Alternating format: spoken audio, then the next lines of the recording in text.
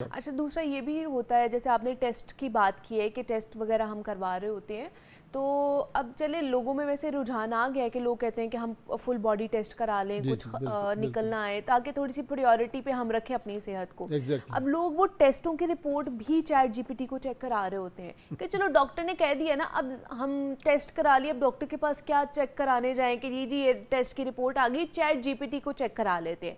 अब वो chat GPT उसको किस तरह परसीव करे, उसको किस तरह एनालाइज करे, उसके पीछे का बैकग्राउंड तो चैट जीपीटी को नहीं पता। मैं आपको इसकी एक एग्जांपल देता हूँ। जी एक सीबीसी टेस्ट है, आम जी रूटीन जी, का आप टेस्ट है, रूटीन ठीक है कराते जी। हैं, हाँ उसमें एक ईएसआर होता है। जी। अच्छा, ईएसआर मुख्तलिफ चीज़ों में बढ़ जाता है। आपकी ब्लड की कमी है, बढ़ जाएगा। आपको टीबी है, बढ़ जाएगा। कोई और इन्फेक्शन है, आपको गैंठिया है तो बढ़ जाएगा।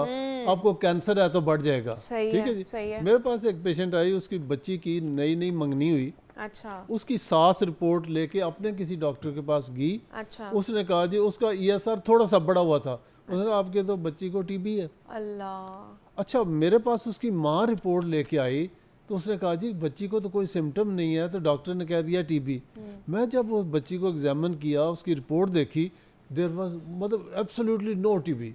ठीक अच्छा, है। मैंने उसे कहा कि उसको मैंने कहा इसकी सास को बुलाओ। हाँ वो आई, मैंने उसे समझा, मैंने कहा मैं स्टैम्प पेपर के लिख के दे देता हूँ कि अगर इसको टीबी निकल आई तो जो हर्जाना तुम फिक्स करती हो मैं दूंगा। जी।